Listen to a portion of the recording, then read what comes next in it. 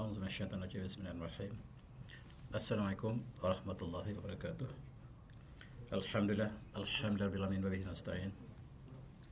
Assalatu wassalamu ala syafil anbiya'i wal mursalin wa alihi washabihi ajma'in amma ba'du.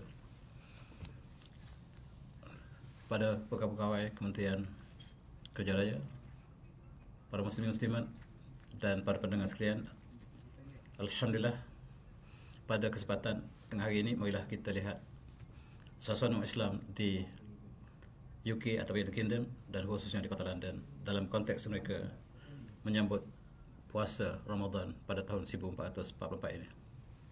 Kita mulakan dengan ayat surah Al-Baqarah. A'udzu minasyaitonir rajim. Syahr Ramadan alladzi unzila fihi Qur'an hudan lin-nas wa bayyinatin minal huda wal furqan. Faman syahida minkum asy-syahra falyasum wa man kana maridan aw ala safarin fa iddatun min ayyamin ukhra. Yuridullahu bikumul yusra wa la yuridu bikumul usra wa litukmilul iddata wa litukabbirullaha ala ma hadakum wa la'allakum tashkurun. Shadaqal azim. Bulan Ramadan yang diturunkan pada Al-Quran menjadi petunjuk bagi manusia, keterangan dan al-huda wal furqan dan pembeza antara benar dan hak, antara benar dan palsu. Faman syahida minkum syahr, barang siapa yang menyaksikan bulan Ramadan, falyasum, hendak dia puasa pada bulan tersebut. Barang siapa yang sakit, waman kana maridan aw ala safarin, atau dalam perjalanan, fa iddatun min ayyamin ukhra, hendaklah diganti pada hari yang lain. Allah menghendaki kemudahan dan tidak Allah menghendaki kesusahan. Walituk menyempurnakan bilangan puasa. Walitukabbirullaha ala ma hadakum, dan supaya membesarkan Allah di atas apa yang Allah telah berikan petunjuk pada kamu. Wa la'allakum tashkurun, dan mudah-mudahan kamu bersyukur. Puasa, bertakwa, bersyukur, itulah matlamat daripada bulan Ramadan. Kita insya-Allah akan menemui bulan Ramadan. Mudah-mudahan Allah panjangkan berkatkan kita bulan Ramadan. Dan hari ini izinkan saya untuk melihat suasana Islam di kota London. Di kota London juga membentuk masyarakat sebagaimana yang masyarakat yang lain juga. Mari kita lihat sebahagian daripada kehidupan mereka. Mudah-mudahan kita dapat bandingkan dengan sambutan Ramadan di negara kita sendiri. Pada tahun ini di United Kingdom, Majlis Fatwa di United Kingdom telah hampir bersetuju bahawa puasa jatuh pada 23 Mac. Ini berdasarkan pada hisab. Dan selalunya di negara barat mereka berdasarkan pada hisab. Dan kalaulah kita juga di Malaysia berdasarkan pada hisab dan urayah, sama ada pada 22 bulan ataupun 23 bulan Mac ini kita akan mulakan puasa Ramadan. Tetapi apa yang kita lihat puasa di London, kebetulan pada ini mereka puasa pada masih lagi musim sejuk. Bulan 3, bulan Mac, hampir di antara pertukaran musim winter ke arah musim spring, dan mereka masih lagi tidak mengalami malam yang panjang ataupun siang yang panjang. Mereka berpuasa fajar pada pukul 4.20 pagi dan berpuasa pukul 6.20 petang pada hari pertama. Itulah mereka bersahur lebih awal daripada kita dan berbuka puasa lebih awal daripada kita. Bersahur dan berbuka lebih awal daripada kita di Malaysia. Dan mereka berpuasa sekitar 12 jam. Kita juga di Malaysia sekitar 11 jam ataupun 12 jam juga. Kita lihat di London terdapat masjid tanda Islam yang terkenal melalui masjid, dan barangkali yang paling terkenal ialah Regent's Park. Masjid ini wujud ketika saya belajar di sana lagi, dan ketika itu kami sering mengunjungi masjid ini. Menjadi tempat pertemuan umat Islam, pelajar Malaysia juga sering menjadikan masjid ini sebagai pertemuan mereka. Dan pada mula Ramadan, masjid ini dipenuhi oleh umat Islam untuk bersolat tarawih, berbuka puasa dan bermuamalah dengan umat Islam yang lain di seluruh United Kingdom. Di London juga ada Masjid Wimbledon yang juga agak besar, melambangkan bahawa Islam telah bertapak di bumi penjajah ini dengan agak cepat, dan penduduknya pertambahan Islam di London ataupun di UK seluruhnya bertambah dengan cepat. Dan mengikut statistik yang lepas, jumlah penduduk Islam di United Kingdom ialah 3 juta. 3 juta ini walaupun sebahagian dari segi peratus ialah masih kecil, tetapi perkembangan mereka, pertambahan mereka sangat cepat. Dan mereka ini bukan saja daripada pendatang ataupun imigran, tetapi daripada penduduk asal yang telah mula memeluk Islam. Dan bagaimanakah mereka menyambut hari puasa? Kita lihat tidak jauh beza dengan kita, tetapi mereka memuji keistimewaan sendiri sebab masyarakat Islam di London bukanlah masyarakat majoriti. Mereka membentuk masyarakat Islam dalam konteks menyambut puasa. Di Lancaster ada masjid kita tersendiri, di Preston, yang dibina pada tahun 1984, masih baru dari segi masjid. Begitu juga di Bradford. Bradford adalah kota umat Islam yang ramai di situ. Orang Pakistan ramai di sini, India, dan datuk bandar mereka ialah orang Islam. Bradford ialah dalam konteks masyarakat Islam.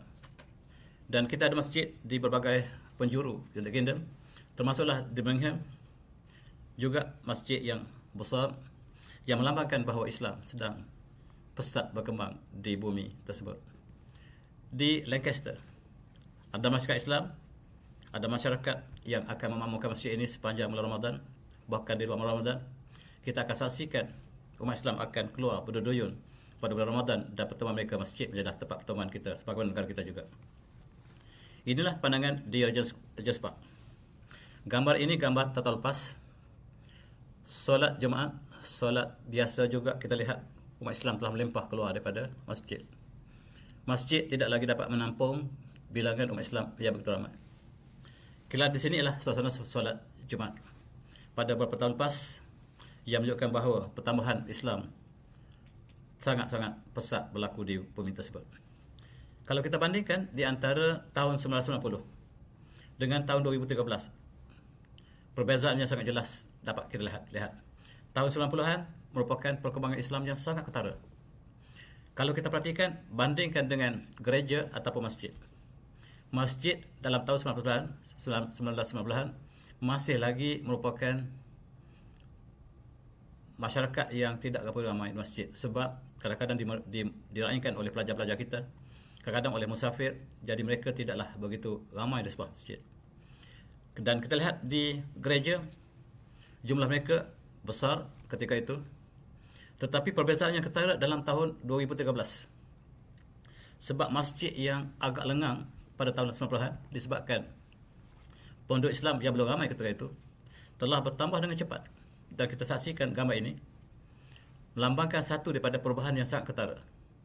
Masjid telah dipenuhi, solat Jumaat telah melempah sampai keluar masjid, manakala gereja berkurangan. Perkara ini berlaku secara berterusan, dan kita lihat perbandingan umat Islam dengan umat Kristian sangat ketara. Masjid mereka ataupun rumah gereja mereka tidaklah sebagaimana yang diraihkan dalam masjid umat Islam yang begitu ramai.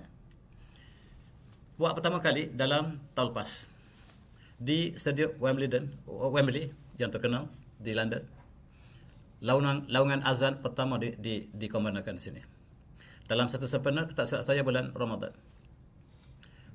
Di sinilah dilaungkan azan buat pertama di kota ataupun dalam stadium Wembley ini terkenal, dan ini menambahkan sesuatu perkara yang berbeza dengan tahun-tahun yang lalu. Dan di Wembley dia mula dilakukan azan, dan ini menjadikan satu sejarah umat Islam di kota London. Tahun lepas kita lihat, tahun ini belum bermula puasa. Tahun lepas bagaimanakah umat Islam di London meraihkan menyambut bulan puasa dengan besar-besaran. Mereka adalah masyarakat yang minoriti, tetapi mereka membentuk masyarakat yang bersatu, dinamik. Dan ada satu pasukan yang disebut sebagai London Al-Haramain Institute Iftar Gathering. Mereka satu kumpulan NGO yang mengadakan majlis berbuka puasa di seluruh kota London. Dan iftar ini dilakukan sepercuma. Umat Islam dijemput, bahkan orang bukan Islam juga dijemput.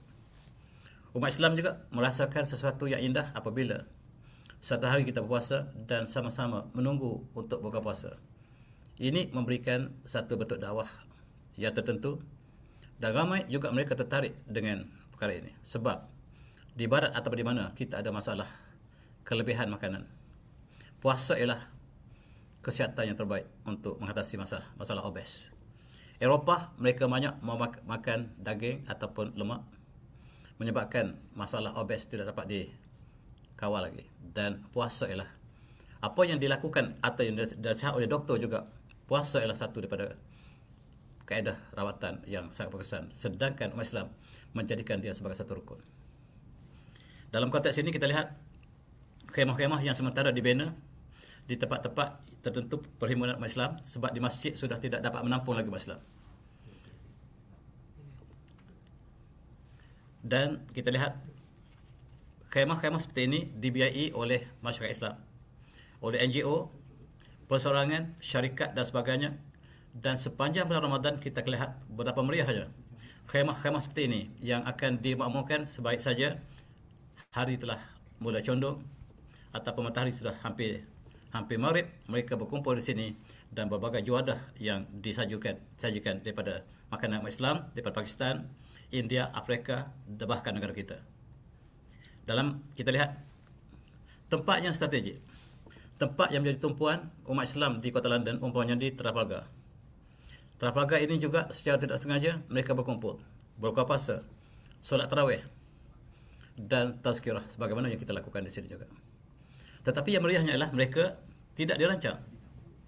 Mereka berkumpul iftar Ramadan ini fi ashhar as-sihah di London, dan setiap dataran yang terbuka. Sebab kita lihat negara barat, walaupun mereka bukan Islam, kadang-kadang mereka menunjukkan sikap terbuka kepada umat Islam yang berkumpul untuk buka puasa di tempat-tempat tertentu. Bahkan di depan bangunan White House di Amerika, di Washington, peristiwa yang sama berlaku setiap bulan Ramadan. Inilah yang menjadi perhatian kepada masyarakat dunia. Pemberita-pemberita, jurnalis juga merakamkan peristiwa buka puasa iftar di kota-kota besar, termasuklah di London ini. Dan ini menjadi satu sumber berita kepada mereka. Ini pemandangan tahun lepas di Trafalgar Square, depan Istana Buckingham. Umat Islam berkumpul. Entah daripada mana mereka datang, dan mereka apabila tiba waktu maghrib, mereka membuka bekalan masing-masing, berkongsi makanan, dan selepas itu solat maghrib, berehat sekejap, kemudian tarawih. Ini perkara yang diperhatikan oleh masyarakat di United Kingdom. Bahkan sebahagian mereka sengaja untuk bersama dengan masyarakat di sini untuk buka puasa, untuk merasakan suasana yang cukup syahdu di sini. Pelajar-pelajar kita daripada Scotland, pelajar kita daripada Wales dan seluruh kota ada yang datang ke sini sengaja, sememangnya untuk melihat suasana yang sungguh-sungguh menyentuh perasaan kita. Ini ialah suasana di Trafalgar pada tahun lepas. Gambar-gambar dirakamkan. Masyarakat berkumpul, cuba lihat betapa padat mereka. Dan ini ialah satu perkembangan. Ketika saya belajar dulu masih belum berlaku di sini. Perkara seperti ini tidak saya alami. Tetapi dalam masa 40 tahun kemudian, kita dapat lihat bahawa perkembangan sangat-sangat cepat menggambarkan Islam telah berkembang dengan sangat pesat. Pada mulanya mereka merasakan bahawa umat Islam yang berada di United Kingdom ini ialah mereka yang imigran, pelajar, pekerja ataupun pelancong. Tetapi tidak. Orang tempatan yang mula masuk Islam. Dan kita insyaAllah cuba lihat akhir ini bagaimana contoh-contoh mereka yang meluk Islam dan sejarah Islam berkembang di kota London ataupun di United Kingdom secara umumnya. Ini pemandangan di universiti kita. Di universiti, di tempat-tempat lapang, mereka membentuk khemah. Kemudian tempat terbuka, ada safrah di situ, ada hidangan, dan sentiasa ada NGO yang menyediakan makanan. Mereka umumkan tempat-tempat tertentu termasuk di universiti. Di universiti termasuk di Birmingham, di tempat-tempat yang di sekitar London, mereka mengadakan khemah iftar, dan ini berlaku setiap tahun akhir-akhir ini. Kita jangkakan tahun ini lebih meriah. sebab kita telah tergendala dengan COVID selama beberapa tahun, dan kita lihat pada tahun lepas tidaklah seramai yang kita jangkakan. Kita jangkakan pada ini tahun yang sangat meriah. Itulah yang saya nak gambarkan. Ini ialah pemandangan di dalam khemah ketika benar-benar sudah hampir berbuka puasa, dipenuhi oleh masyarakat Islam dan bukan Islam. Selalunya umat Islam mengajak seorang kawan mereka untuk sama-sama merasakan. Mereka menunggu makanan dan mereka mengadakan tazkirah, sedikit nasihat sebelum berbuka, dan melihat betapa eratnya umat Islam dalam konteks untuk amalan rukun Islam yang ketiga ini. Dan ini suasana lain. Suasana yang berada di bawah kemah penuh dengan umat Islam dan bukan Islam juga untuk merasakan kenikmatan berbuka puasa. Ini ialah pemandangan di Westi berkaitan dengan London. Ini khususnya di Birmingham. Mereka juga mengadakan di tempat-tempat dataran, mereka berkumpul dan mereka kemudiannya bersolat jemaah maghrib, kemudian isyak dan iftar, dan kemudian solat tarawih, sedikit tazkirah barangkali, dan bersurai. Ini pemandangan yang tidak dapat dielakkan lagi. Rektor universiti membenarkan ruangan ini sebab sebahagian pelajar mereka ialah pelajar Asia, pelajar Muslim, termasuklah mereka yang asal orang tempatan yang telah meluk Islam, sama-sama meriahkan peristiwa tersebut. Ini juga suasana yang kita gambarkan tahun lepas. Walaupun COVID belum selesai tahun lepas, kita lihat umat Islam telah berkumpul dan sama-sama menikmati berbuka puasa. Ini ialah Malaysia Student Department ataupun MSD yang terkenal. Tetapi sekarang katanya telah berpindah tempat lain. Inilah gambar lama mereka, gambar pusat kita, pusat pelajar Malaysia di United Kingdom dan di Ireland. Maka ini tempat berkumpul untuk pelajar-pelajar kita, sebahagian pada pegawai kita juga, dan diplomat kita juga adakan majlis buka puasa kecil-kecilan, bukan besar-besaran. Di sinilah tempat kita bertemu. Ketika saya belajar dulu, di sinilah tempat kita bertemu. Kawan-kawan yang datang daripada Scotland, daripada Wales, daripada seluruh England, kita berada di sini dan kita buat pertemuan. Tempatnya ringkas, masih lagi meraihkan suasana di Malaysia. Masih ada makanan-makanan Malaysia yang kita sangat rindu, dengan nasi lemak kita, dengan rendang. Ini sekali-sekala diadakan di Masjid MSD kita di Kuala Lumpur. Selain pada itu, kita lihat restoran terbuka juga menyediakan untuk buka puasa. Mereka berkumpul dan buka puasa di restoran-restoran yang terbuka. Selain pada restoran-restoran yang biasa, inilah suasana umat Islam di Kota London. Tuan-tuan, sekarang tahun lepas, ini ialah suatu lepas Persatuan Islam di United Kingdom menyenaraikan 100 masjid yang boleh muslimat datang. Sebab tidak semua di tempat itu boleh menempatkan muslimat, sebab kadang-kadang terlalu kecil. Jadi ada 100 buah masjid yang disenaraikan muslimat boleh untuk sama-sama meraihkan solat tarawih. Maksudnya masjid yang terbuka untuk bulan puasa jauh lebih luas. Ini menggambarkan perkembangan yang baru. Gambar ini menggambarkan, tak silap saya, di Regent's Park, masjid Regent's Park kita telah penuh ketika hampir menunaikan solat tarawih. Ini suasana yang tidak dijangkakan oleh pemerintah mereka sendiri. Dan suasana Islam di London ini menggambarkan apa yang berlaku di Eropah seluruhnya.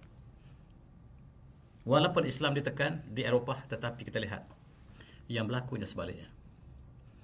Dan lebih menarik ialah buka puasa diadakan di gereja. Ni di London, yang gambar depan itu Datuk Bandar kawasan ini. Boleh jadi, tak silap saya, dia Datuk Bandar London. Datuk Bandar London ialah seorang Islam. Dan mengadakan satu majlis buka puasa di gereja. Semata-mata untuk menunjukkan bahawa Islam, toleransi Islam itu walaupun dikritik oleh yang lain, tetapi dia ingin menunjukkan bahawa perkara ini boleh diraihkan bersama. Dan dalam konteks ini, yang sebelah kiri dia ialah Bishop dan Datuk Bandar Islam bergabung tenaga untuk mengadakan majlis buka puasa, untuk Islam dan bukan Islam. Ini satu perkara yang baru. Dan walaupun tidak ramai yang terlibat, tapi ini satu permulaan untuk sampaikan mesej Islam secara tidak langsung ataupun secara informal. Lebih-lebih lagi apabila raja mereka Charles ketiga ini katanya dia sangat masuk Islam. Dia banyak mengunjungi pusat-pusat pengajar Islam, pelajar Islam, dan apakah yang diberikan nasihat oleh raja ini kepada muslimat kita menggambarkan satu benda yang agak positif. Walaupun Queen Elizabeth tidaklah semesra ini terhadap Islam, bahkan dalam banyak hal menunjukkan sifat yang sebaliknya, tetapi penggantinya Charles ketiga menunjukkan sifat yang agak toleransi kepada Islam. Bahkan dikatakan dia menjemput sebahagian umat Islam untuk berbuka puasa di istananya. Dia tidak puasa, tetapi menjemput umat Islam untuk berbuka. Diplomat-diplomat Muslim yang dijemput ke istana Buckingham dan diadakan majlis berbuka puasa. Dan dia sengaja sentiasa mengunjungi tempat-tempat Islam di England. Barangkali kita telah bincang tentang Charles satu masa dulu. Bagaimana sikap Datuk Islam, dan ini juga memberikan input ataupun memberikan nilai tambah kepada umat Islam di London. Lebih lagi, dan dia diisytiharkan oleh majalah barat. Sebaik saja dia menaiki takhta menggantikan ibunya, dia diisytiharkan sebagai raja yang paling pro-Islam dalam sejarah England. Seluruh sepanjang sejarah Islam, dan diisytiharkan Charles ketiga ini ialah the new kings became the most pro-Islam monarchy in British history. Dan dialah yang paling mesra Islam sepanjang sejarah England. Dan ini juga memberikan gambaran bagaimanakah Islam diraihkan di London. Solat Jumaat buat pertama kali diadakan di depan parlimen mereka. Parlimen Westminster ini dirakamkan umat Islam secara tidak sengaja. Masjid sudah penuh. Bila ada kawasan lapang, umat Islam seorang baca khutbah, yang lain ikut, jadi solat Jumaat. Dan ini secara tidak sengaja. Bahkan di White House, katanya setiap hari Jumaat ada orang berkumpul, seorang baca khutbah dan solat Jumaat. Menggambarkan sesuatu yang tidak pernah berlaku sebelum ini. Ini di depan parlimen British yang satu masa dulu merancang untuk menjajah, mengkolonize negara Islam. Sekarang di depan parlimennya telah terdapat umat Islam yang menunaikan solat Jumaat. Suasana terbalik sama sekali. Dan kita lihat ini ialah suasana solat Jumaat di lorong-lorong di kawasan di London. Penuh umat Islam. Hari tidak Jumaat tidak ada solat. Terpaksa jalan ini disekat oleh polis mereka untuk memberikan ruang umat Islam bersolat. Setiap hari Jumaat secara tiba-tiba umat Islam berkumpul dan menunjukkan satu suasana yang sangat syahdu. Umat Islam tidak cukup masjid. Masjid terhad di kota London, dan apabila gereja mereka yang kosong begitu lama dibeli oleh Islam, ditukar menjadi masjid. Bahkan baru-baru ini saya dipahamkan di Ireland juga, pelajar-pelajar kita bersama dengan jutawan Arab juga menukar sebuah gereja kepada masjid. Ini suasana yang menunjukkan bahawa Islam sedang berkembang dengan luar biasa. Inilah pemandangan yang saya maksudkan tadi. Di celah-celah lorong, walaupun imam secara tidak resmi bangkit dan membaca khutbah, diikuti dan solat Jumaat dilakukan di celah lorong ini. Ini ialah seorang bukan Islam bernama Ken Livingstone. Berita ini agak lama, pada 2014 lepas. Dia bercita-cita untuk menjadi mayor ataupun Datuk Bandar London. Oleh kerana komponen masyarakat London ini ramai Muslim, dia cuba memberikan harapan kepada Muslim bahawa dia akan tukar London menjadi kota Islam. Tak munasabah kan? Tetapi dia kata dia nak jadikan sebagai beacon of Islam, sebagai untuk mendapat sokongan daripada Islam. Kamu tidak cukup masjid kamu tidak cukup. Kalau saya dilantik menjadi Datuk Bandar, saya akan buat sesuatu untuk Islam. Sebab umat Islam dengan London tidak boleh dipisahkan lagi. Kalau saya dipilih, maka saya akan tukar London menjadi kota Islam. Bukan kota baru, bukan Kuala Lumpur, London. Ini kata-kata politik. Kata-kata politik ini menggambarkan sesuatu. Tidak berlaku. Dia kalah, dia tak menang pun. Tetapi oleh kerana ramainya Islam, terpaksa dia menggunakan politik untuk menarik sokongan Islam terhadap Datuk Barai dia. Dan lebih memanjakan ialah seorang peguam atau seorang dia adalah lawyer, bukan lawyer, dia adalah seorang tokoh gereja, namanya Rowan Williams. Dia adalah Archbishop Canterbury. Canterbury ini ialah sebuah gereja dan autoriti dalam Kristian yang hebat. Dia adalah orang nombor 2, nombor 3 dalam Kristian di England. Dia mengatakan bahawa kalau kita tengok kat umat Islam sekarang di kota London, mereka membayar cukai sama seperti kita. Mereka membayar cukai sama seperti kita dan mereka patuh kepada Parlimen British. Tidak ada mereka yang membantah. Kenapa kita tidak memberikan ruang kepada mereka untuk mereka laksanakan Islam dalam masyarakat mereka? Kenapa kita tidak berikan ruang kepada mereka untuk mereka laksanakan Islam? Sekurang-kurangnya mereka boleh laksanakan syarah mereka di kota London. Dan ini benar, sebab dia adalah tidak ada kaitan dengan politik. Dia hanyalah seorang ketua gereja dan dia sentiasa bercakap perkara yang pelik-pelik. Kali ini dia bercakap tentang Islam. Seolah-olah dia mengatakan bahawa umat Islam harus dibela. Sebab kita sama-sama membela London, mereka membayar cukai. Mereka membayar yuran, pelajar-pelajar mereka membayar yuran. Kenapa kita tak beri hak pada mereka untuk melaksanakan Islam? Termasuklah untuk mereka menggunakan pakaian Islam bagi wanita mereka. Kita harus berikan kebenaran pada mereka sebab ini negara demokrasi. Kita melaungkan dunia bahawa kita mengamalkan demokrasi. Sekarang sebahagian kota London dipenuhi oleh umat Islam. Kita harus berikan mereka hak mereka. Siapa cakap? Ketua gereja. Namanya Rowan Williams dan dia adalah Archbishop di Canterbury. Inilah berita yang keluar. Berita yang dikeluarkan di London ialah Introduction of Sharia Law. Di Malaysia pun kita tak lakukan. Tiba-tiba dia mencadangkan supaya syarah Islam, Al-Quran dilaksanakan di London. Takkah pelik? Tetapi hanya dia yang menyokongnya. Apabila dia bercakap, dia dikondem oleh seluruh rakyat England. Ini satu berita yang menunjukkan bahawa ada mereka yang dapat melihat dengan benar bahawa apabila umat Islam sebagai satu komponen dalam masyarakat British, maka kita harus beri hak pada mereka. Kebebasan mereka untuk melaksanakan syarah mereka. Untuk mereka mendapatkan binatang makanan halal. Untuk mereka melaksanakan tutup aurat mereka. Melaksanakan sebahagian urusan mereka. Harus kita berikan ruang pada mereka. Dan dia cadangkan supaya pakaian menutup wajah ini dibenarkan.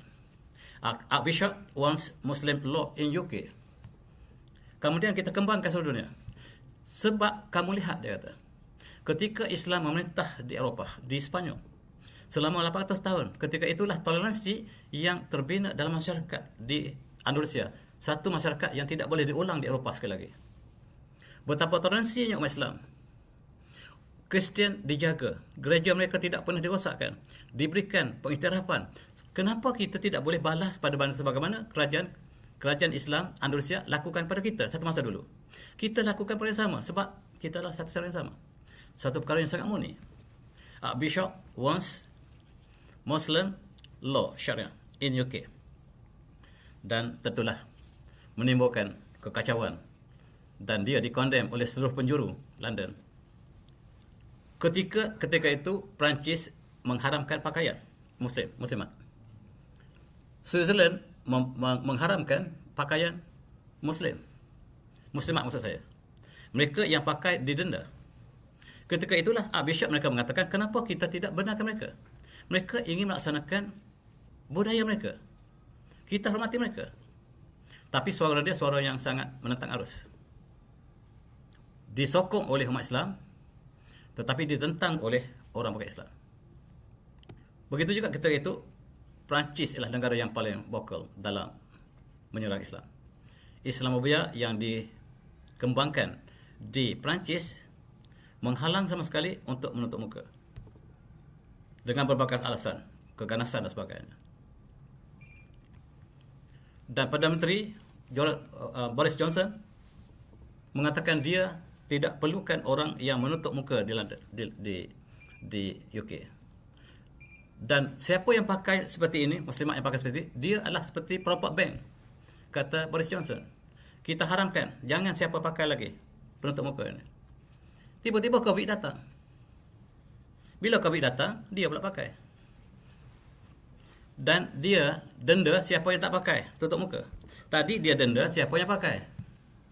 Betapa kelang-kelabuknya Boris Johnson. Satu masa dia denda orang yang tidak pakai, yang memakai. Sekarang dia denda orang yang tidak pakai. Dia lupa dia cakap dulu. Ini ialah Boris Johnson, satu tokoh yang sangat menentang Islam ketika zaman moden ini. Tiba-tiba hakim pertama bertudung. Ini adalah judge in the UK.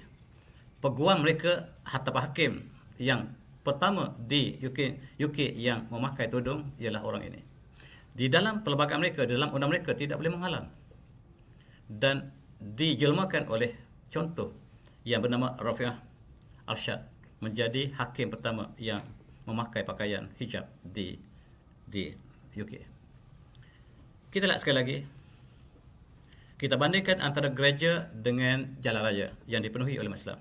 Gereja kosong. Gereja sudah kosong, yang tinggal beberapa orang tua. Tetapi orang muda-muda telah masuk ke lorong-lorong dan bersama umat Islam bersolat. Mereka telah menjadi mu'alaf. Di antara sebab mereka ialah mereka sangat syahdu melihat umat Islam berpuasa. Mereka tahu dalam puasa itu ada hikmah yang sangat tinggi. Bagi umat Islam ialah wajib. Bagi umat Islam ialah rukun. Dan mereka juga cuba berpuasa walaupun tidak sebagaimana umat Islam. Mereka berlapar sebahagian hari dan mereka dapat merasakan nikmat apabila kita dapat menemui makanan dan dapat merasakan bagaimanakah perasaan orang yang tidak ada makanan di negara-negara yang kelaparan. 500 gereja ditukar menjadi masjid. Sama ada disiar dalam berita atau tidak, wallahu a'lam.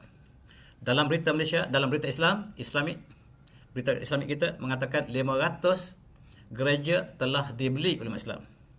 Kita ada jutawan-jutawan daripada Qatar, daripada UAE, daripada negara Arab yang memberikan dana ini untuk membeli gereja. Sebahagian mereka kita pungut di kalangan umat Islam untuk membeli gereja. Sebab di sana cukup mudah membeli rumah. Dia ada sistem mortgage. Kawan saya yang belajar satu masa dulu, dia beli banglo kat sana dengan mortgage. Bila balik, dia jual balik rumah di Sapa Kecalam. Dia buat 3 tingkat rumah dia, banglo besar 3 tingkat.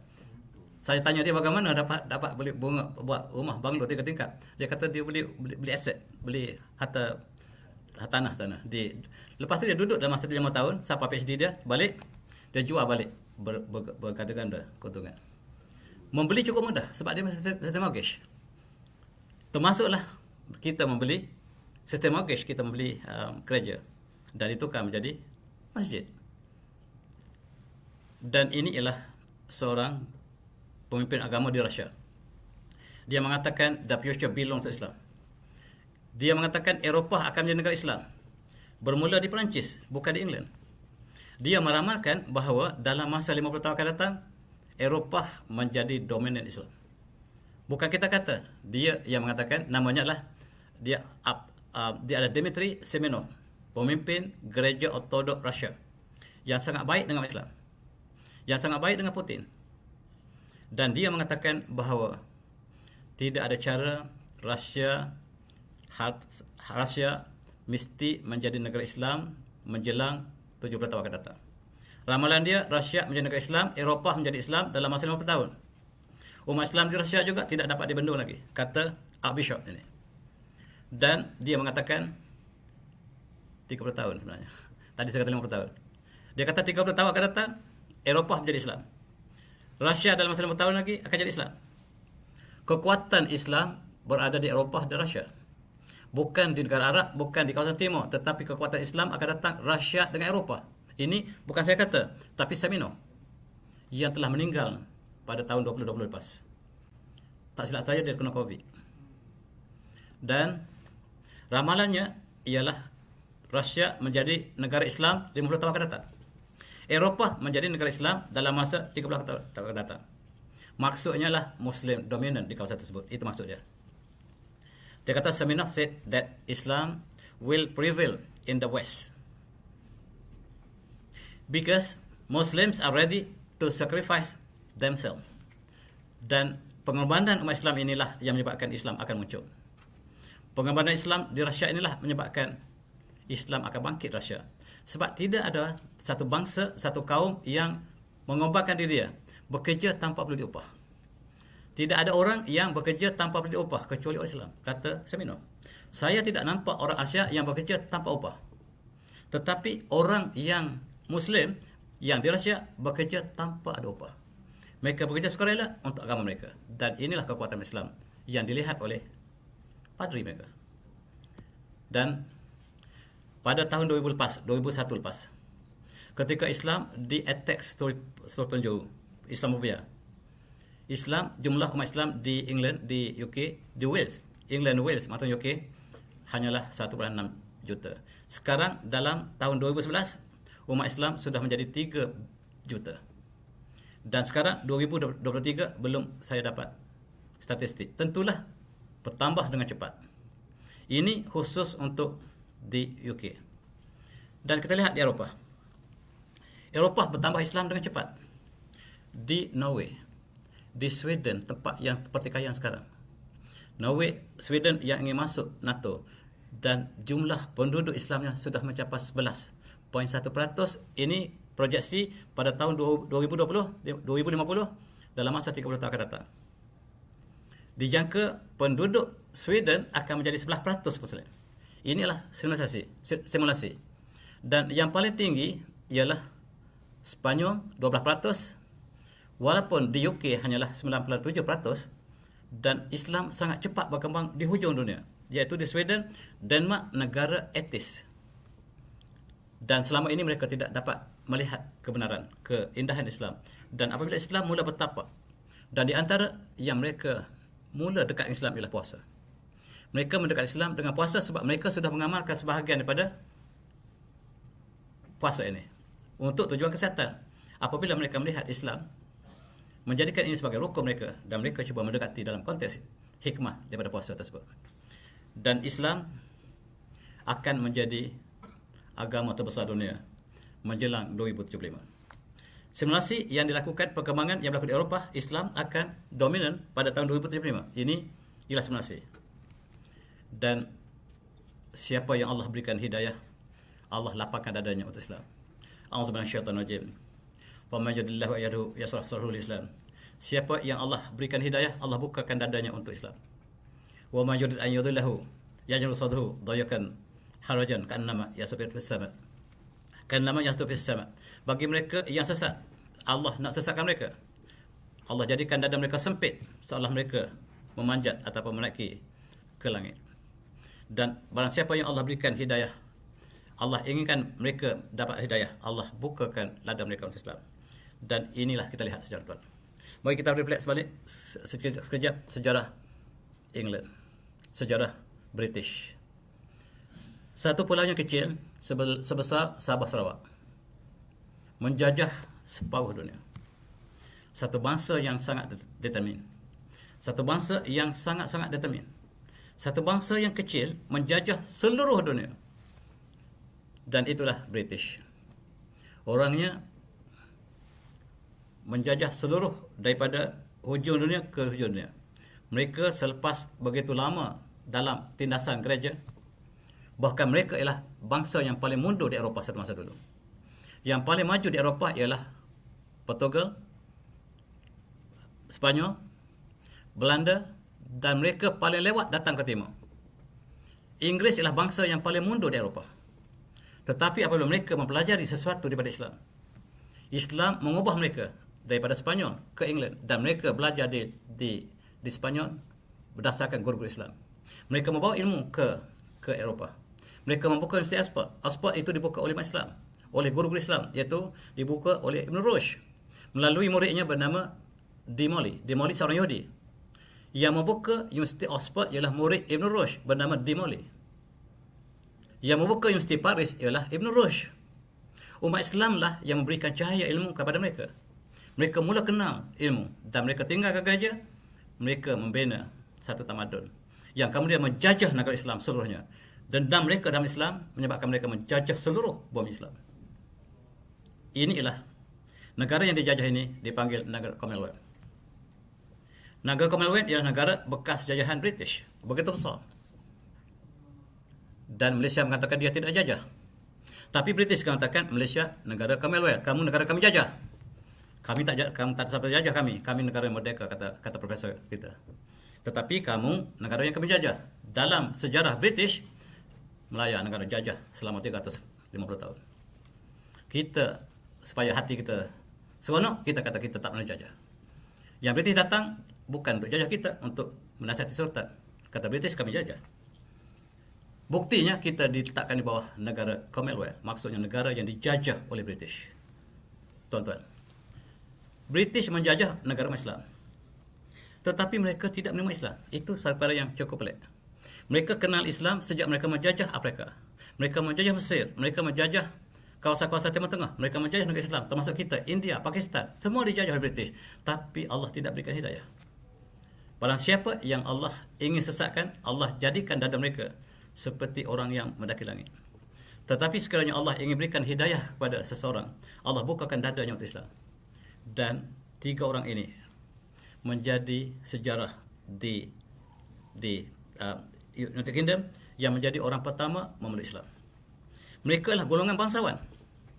Kalau kita lihat di negara-negara Afrika, yang masuk Islam ialah golongan bawah. Tetapi di England ialah golongan bangsawan, golongan diraja.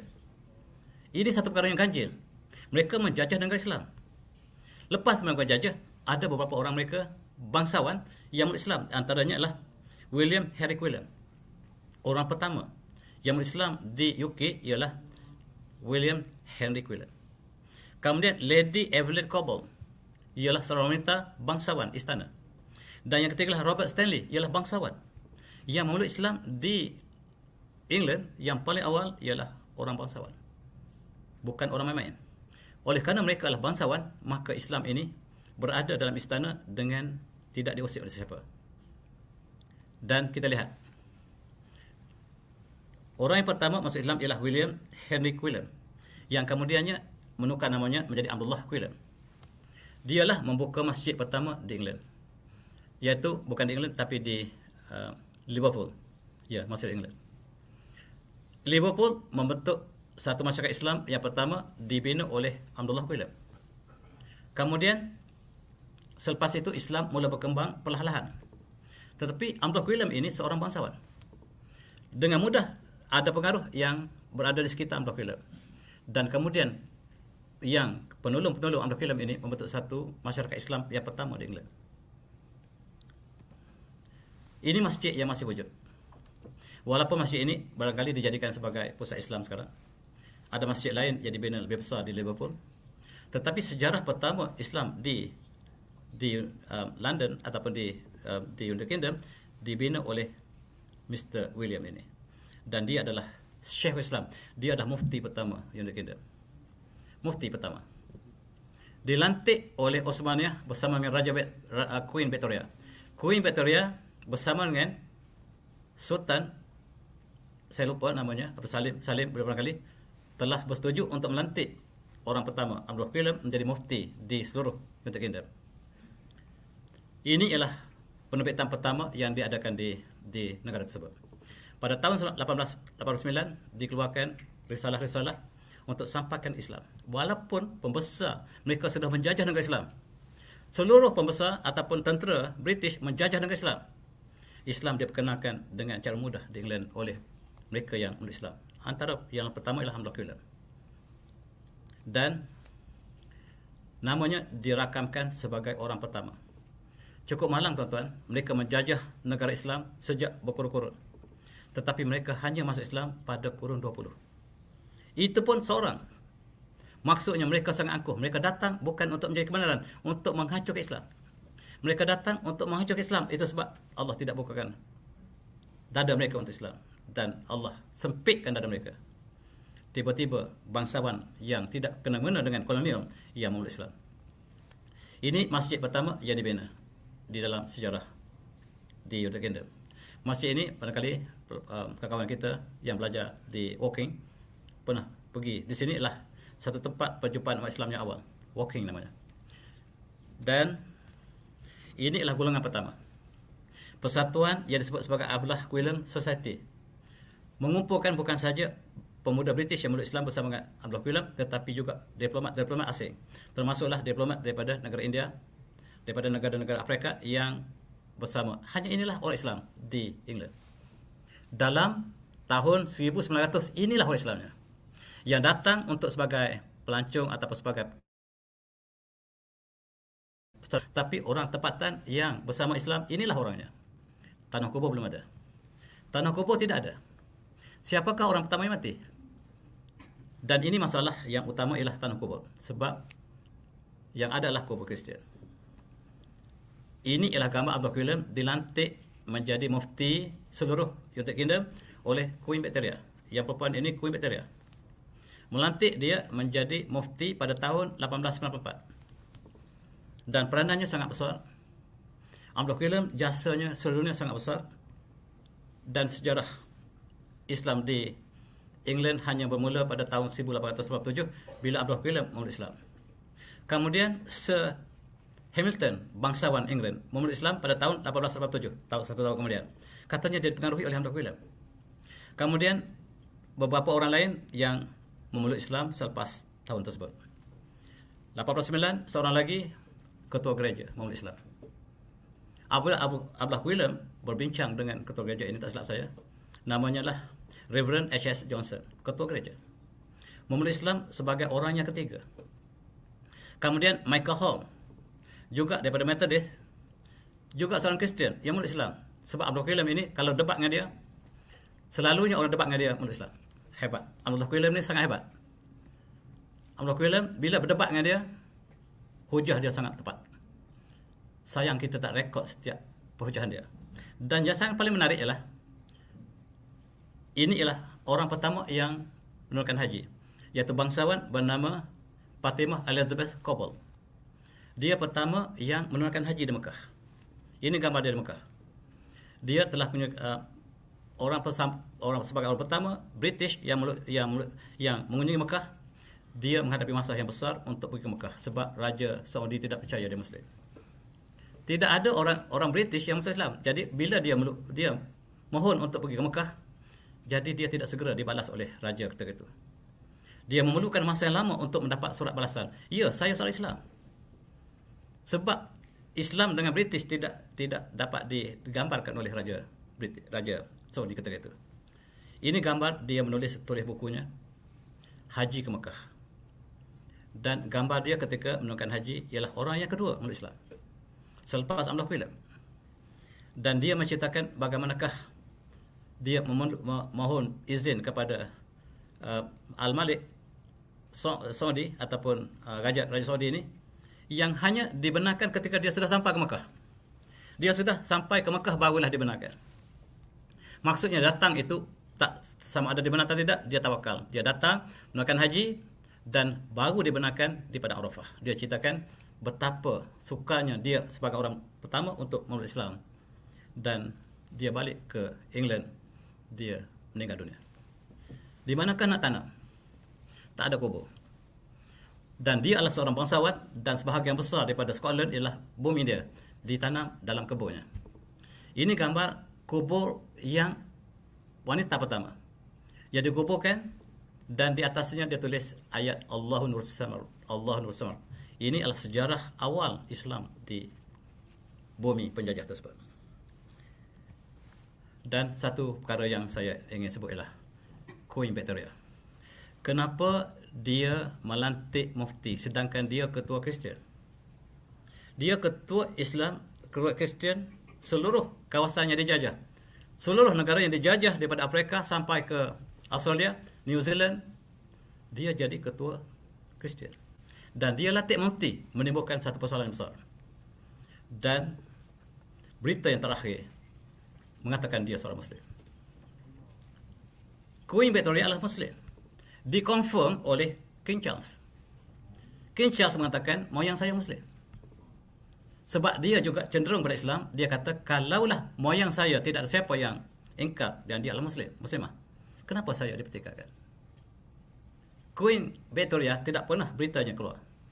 Dia ialah, walaupun British tidak pernah terima dia sebagai Muslim, dia berguru dengan seorang sufi yang sangat terkenal daripada India. Namanya tak silap saya di sini ialah Abdul Karim.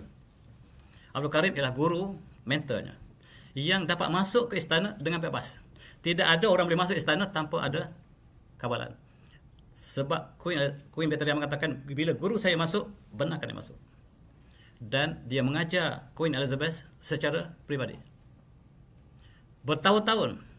Cuba tengok pakaian Queen Elizabeth, Queen Victoria. Dia pakai tudung. Dia pakai sentiasa pakai. Dan pakaian hitam. Sampai dia mati. Walaupun England tidak pernah isytiharkan dia Muslim. Tidak pernah. Dan bila berita yang ingin establish dia adalah Muslimat, dibantah oleh sejarawan British sampai ini. Dan pertikaian terus berlaku. Dan dalam filem, difilmkan tentang riwayat hidup Queen Victoria. Dalam filem itu, ketika dia diambang kematian, dalam atas katil kematian, dia sebut Alhamdulillah. Ini dalam filem. Dalam filem disebutkan Alhamdulillah. Sebab ada catatan-catatan daripada Queen Victoria yang dibaca oleh filem. Dan sekarang, bukti dia memeluk Islam lebih kuat. Sebab cucu pada Abdul Karim datang dengan surat-surat yang ditulis oleh Queen Victoria kepada moyangnya. Surat ini dibawa ke England untuk buktikan dia seorang Muslim. Tetapi tidak diterima oleh England. Dia kata, kami tidak terima dia sebagai Muslim. Dia ketua Kristian. Bagaimana dia seorang Muslim? Tuan-tuan, sekarang dibincangkan di sana, was Queen Victoria a Muslim? Maksudnya Muslimat. Dan ini tidak diterima di sana, walaupun di kalangan penulis Islam, mereka confirm Islam. Dengan bukti-bukti yang jelas, dan buktinya lagi ialah anaknya. Anaknya yang menggantikan Queen Victoria bernama Prince Albert telah membakar seluruh buku-buku surat-surat yang ditulis oleh ibunya. Kenapa dia membakar? Dan dia memisahkan ibunya daripada seluruh peninggalan kitab-kitab yang dipelajari oleh Queen Victoria. Dan kalaulah tak silap yang dicatatkan oleh cicit kepada Abdul Karim, dia mengatakan bagi Ridwan namanya. Ridwan mengatakan bagi keluarga kami, Queen Victoria adalah Muslimat. Itulah kisah untuk kita ceritakan bagaimanakah perkembangan Islam yang sangat lambat di England tetapi sekarang telah berkembang cepat. Satu lagi episod yang terakhir barangkali, masa tidak mengizinkan, saya nak ceritakan kehebatan Amlok Quillen. Amlok Quillen berdebat dengan seorang Jepun. Jepun terus masuk Islam. Katanya siapa berdebat dengan Amlok Quillen masuk Islam. Dan ini ialah seorang pemuda yang fasih bahasa Inggeris. Dia datang ke Turki sebab Istanbul ketika itu pusat dunia. Dan dia bertemu dengan seorang Jepun, pemuda Jepun yang sangat dinamik ini. Mereka berbahas berhari-hari. Akhir sekali, pemuda ini memeluk Islam. Ini orang Islam pertama Jepun. Namanya ialah, sebagai tuan lihat di sini, ialah namanya Noda. Namanya ialah Abdul Halim Noda. Orang Islam pertama Jepun, orang pertama England bertemu, dan alangkah indah mereka. Alangkah mulia mereka. Ini orang pertama Jepun. Bersama dengan Abdul Quillen, masing-masing balik ke negara masing-masing, membentuk masyarakat Islam yang dinamik. Dia kembali ke Jepun, Masjid Kobe ada hubungan dengan dia. Masjid yang dibina kemudian, beberapa masjid ada hubungan dengan Abdul Halim Noda. Dan inilah Noda waktu Jepun, dan dia melawat Istanbul, bertemu dengan Abdul Quillen dan berdebat. Berapa hari mereka berdebat. Dan akhirnya Jepun mengaku kalah, memeluk Islam. Itu kisah Islam pertama Jepun, Islam pertama England berpadu. Dua negara ini sedang berperang. Ketika itu Jepun dan British sedang berperang. Tetapi dua ini menjalinkan hubungan secara tidak langsung sebab kita satu saudara yang sama. Peperangan tidak memisahkan dua saudara. Sama-sama Islam, kita sebagai satu jasad sama, dan itulah yang ditunjukkan oleh pemuda ini. Dan bersama ini rekod ataupun sejarah yang agung antara Jepun dan England ialah disambung ataupun dijalinkan oleh Abdul Halim Noda dan Abdullah Quillen. Dan tuan-tuan, ini kubur Abdullah Quillen. Sekarang sudah banyak kubur Islam dan sebahagian pada hujungnya diletakkan nama Abdullah Quillen.